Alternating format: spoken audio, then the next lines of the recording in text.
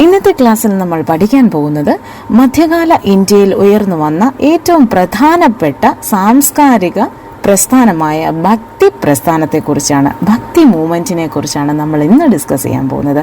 അപ്പോൾ കുഞ്ഞുങ്ങളെല്ലാം ശ്രദ്ധയോടെ കേട്ടിരിക്കുക കേട്ടോ. അപ്പോൾ മക്കളെ, എന്താ ഈ ഭക്തി എന്ന് പറഞ്ഞു കഴിഞ്ഞാൽ, ഭക്തി എന്ന് പറഞ്ഞാൽ ദൈവത്തിന് നമ്മുടെ ജീവിതം നമ്മൾ സ്വയം സമർപ്പിക്കുന്നു, അല്ലേ? ദൈവത്തിന് വേണ്ടി നമ്മൾ നമ്മുടെ ജീവിതം സമർപ്പിക്കുന്നു. അതിനെയാണ് ഭക്തി എന്ന് പറയുന്നത്. അപ്പോൾ ഭക്തി പ്രസ്ഥാനം എന്ന് പറഞ്ഞാൽ എന്തായിരിക്കും? ഭക്തിയെ അടിസ്ഥാനമാക്കി ഉയർന്നു വന്ന ആശയങ്ങളും പ്രവർത്തനങ്ങളും ഒക്കെയാണ് ഭക്തി പ്രസ്ഥാനമെന്ന് പറയുന്നത്. അപ്പോൾ മധ്യകാല ഇന്ത്യയിൽ ഈ ഭക്തി പ്രസ്ഥാനം ഉടലെടുത്ത നൂറ്റാണ്ട് അല്ലെങ്കിൽ കാലഘട്ടം ഏതാണെന്ന് ചോദിച്ചാൽ ഉത്തരം എന്തായിരിക്കും? 7-ാം നൂറ്റാണ്ട് മുതൽ 12-ാം നൂറ്റാണ്ട് വരെയാണ് മധ്യകാല ഇന്ത്യയിൽ ഭക്തി പ്രസ്ഥാനം ഉടലെടുത്ത കാലഘട്ടം. ഇനി എങ്ങനെയാണ് ഈ ഭക്തി പ്രസ്ഥാനം ഇന്ത്യയിൽ വളരാനുണ്ടായ സാഹചര്യം? എന്തായിരിക്കും കാരണം? മധ്യകാലഘട്ടത്തിൽ ഇന്ത്യയിൽ ജാതി വ്യവസ്ഥ എന്ന് പറയുന്ന ഒരു അനാചാരമുണ്ടായിരുന്നു. അതുപോലെ തന്നെ ജനങ്ങൾക്കെല്ലാം യാഥാസ്ഥിതികമായിട്ടുള്ള ഒരു കാഴ്ചപ്പാടുമാണ് ഉണ്ടായിരുന്നത്. അപ്പോൾ ഇങ്ങനെ സാമൂഹികപരമായിട്ട് വേർതിരിവ് അനുഭവപ്പെട്ട ജനങ്ങൾ ഭക്തിയിലേക്ക് ആകൃഷ്ടരാവുകയും തുടർന്ന് അവർ ഭക്തി പ്രസ്ഥാനത്തെ വളർത്തിക്കൊണ്ടുവരികയുമാണ് ചെയ്തത്. മനസ്സിലായോ? മധ്യകാലഘട്ടത്തിൽ ഇന്ത്യയിൽ യാഥാസ്ഥിതികമായിട്ടുള്ള കാഴ്ചപ്പാടും അതുപോലെ തന്നെ ജാതി വ്യവസ്ഥയും നിലനിന്നിരുന്നു. ഇത് ജനങ്ങൾക്കിടയിൽ ഒരു വിവേചനം സൃഷ്ടിച്ചു. അങ്ങനെ സാമൂഹ്യ വിവേചനം നേരിട്ട ജനങ്ങൾ ഭക്തി പ്രസ്ഥാനത്തിലേക്ക് ആകൃഷ്ടരായി. ക്രമേണ വ്യത്യസ്ത കാലഘട്ടത്തിൽ ഇന്ത്യയിൽ വിവിധ ദർശനങ്ങളുടെയും അനുഷ്ഠാനങ്ങളുടെയും ഒരു സമന്വയം തന്നെ ഉണ്ടായി. അങ്ങനെയാണ് ഭക്തി പ്രസ്ഥാനം വളർന്നു വരാനിടയായ സാഹചര്യം. മനസ്സിലായോ? ഇനി നമുക്ക് നോക്കാം. ദക്ഷിണേന്ത്യയിലും ഉത്തരേന്ത്യയിലും ഭക്തി പ്രസ്ഥാനം രൂപം കൊണ്ടിട്ടുണ്ട്. പക്ഷേ ദക്ഷിണേന്ത്യയിലാണ് കുറച്ച് പ്രാധാന്യം കൂടുതലായിട്ട് കിട്ടിയിട്ടുള്ളത്. അപ്പോൾ ദക്ഷിണേന്ത്യൻ ഭക്തി പ്രസ്ഥാനം എങ്ങനെയായിരുന്നു എന്ന് നമുക്ക് നോക്കാം.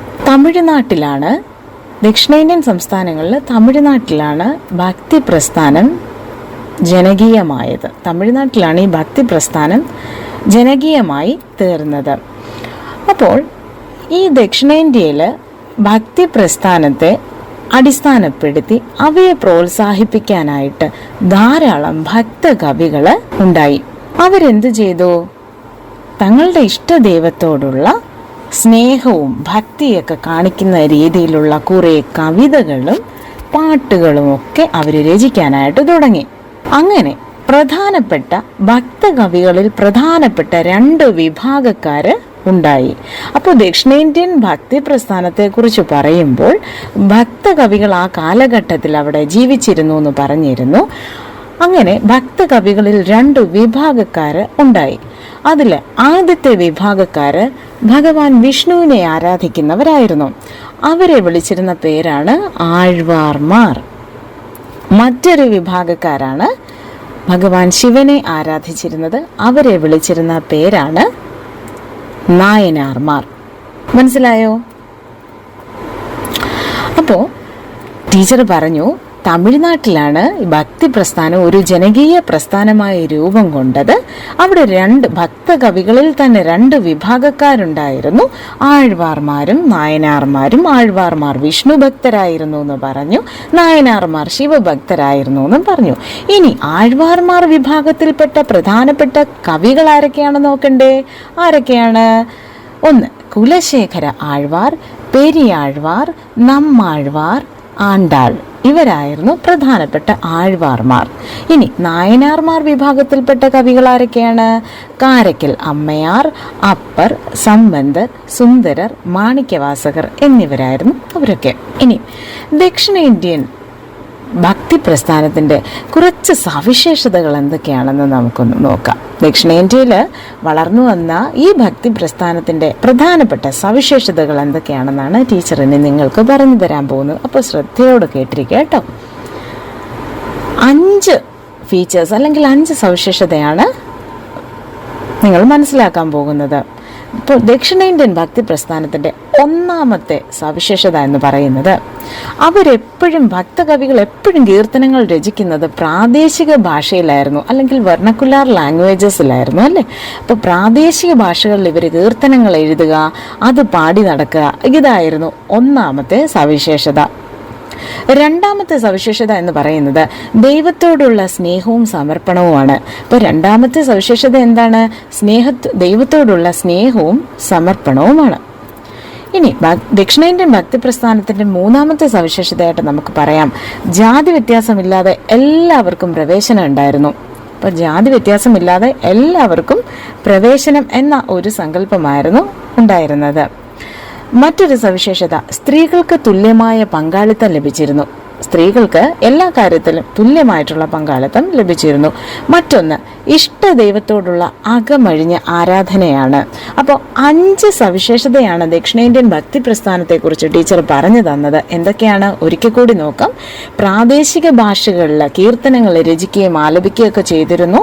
അതുപോലെ തന്നെ അവർക്ക് ദൈവത്തോടുള്ള സ്നേഹവും സമർപ്പണവും ഉണ്ടായിരുന്നു. മൂന്നാമത്തെ സവിശേഷത, ജാതി വ്യത്യാസമില്ലാതെ എല്ലാവർക്കും പ്രവേശനം ഉണ്ടായിരുന്നു. സ്ത്രീകൾക്ക് തുല്യമായ പങ്കാളിത്തം ഉണ്ടായിരുന്നു. ഇഷ്ടദൈവത്തോടുള്ള അകമഴിഞ്ഞ ആരാധനയും. ഇത്രയും കാര്യങ്ങളാണ് ദക്ഷിണേന്ത്യൻ ഭക്തി പ്രസ്ഥാനത്തിന്റെ പ്രധാനപ്പെട്ട സവിശേഷതകൾ. അപ്പോൾ ടീച്ചർ പറഞ്ഞു, എങ്ങനെയാണ് ഈ ഭക്തി കൂടുതലും പ്രചരിക്കാനിടയായത്? ഈ ആഴ്വാർമാരും നായനാർമാരും തങ്ങളുടെ പ്രാദേശിക ഭാഷകളിൽ ഭക്തിഗാനങ്ങളൊക്കെ ആലപിച്ച് അവർ ദേശസഞ്ചാരം നടത്തി.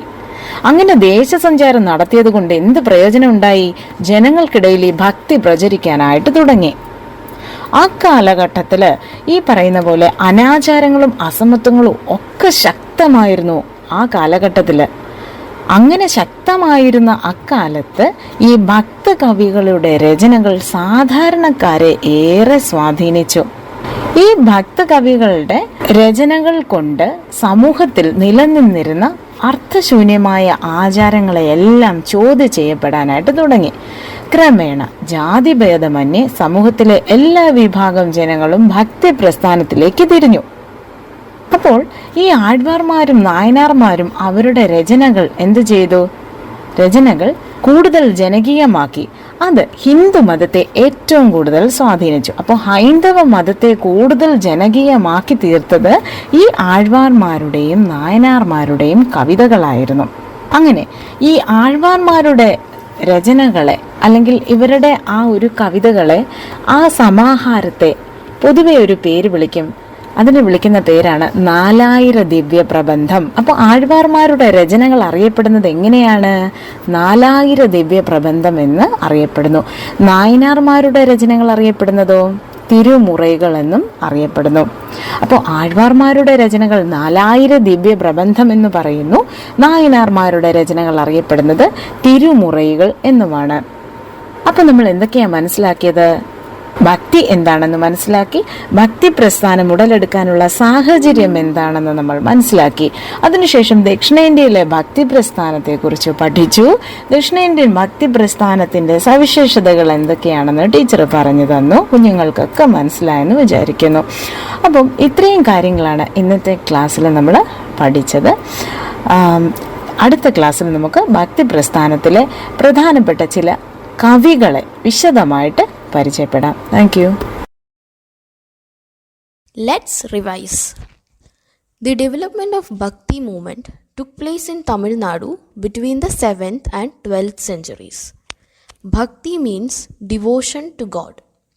They composed hymns and devotional songs. The Bhakta poets, who were devotees of Lord Vishnu, were known as Alvars. The Bhakta poets, who were devotees of Lord Shiva, were known as Nayanars. The important features of South Indian Bhakti movement were: first, composition and singing of devotional songs in vernacular languages. Second, love and submission to God. Third, access to all irrespective of caste. Fourth, equal participation of women. Fifth, deep devotion to the beloved deity. The writings of the Alvars came to be known as Nalayira Divya Prabandham. The writings of the Nayanars were titled as Tirumuraikkal. Now it's question time. Make a note on the changes that South Indian Bhakti movement brought about in the social system. The Bhakti movement originated in South India during the 7th and 12th centuries. The Bhakti poets composed devotional songs and hymns. These Bhakta poets were devotees of Vishnu known as Alvars and devotees of Shiva known as Nayanars. The conservative outlook and the caste system that prevailed in the medieval India perpetuated discrimination among the people. The social groups subjected to caste discrimination were attracted to the Bhakti movement. The Bhakti movement emerged as a popular movement in Tamil Nadu. Alvars and Nayanars travelled from place to place singing devotional songs in vernacular languages which helped in spreading devotion among people. The compositions of Bhakta poets had a great impact on the common people when evil practices and inequality were dominant. The meaningless customary practices that prevailed in the society were questioned. Irrespective of caste, all sections of the society were attracted to the Bhakti movement. The writings of the Alvars and Nayanars popularized Hinduism. The writings of Alvars came to be known as Nalayira Divya Prabandham, while the writings of the Nayanars were titled as Tirumuraikkal.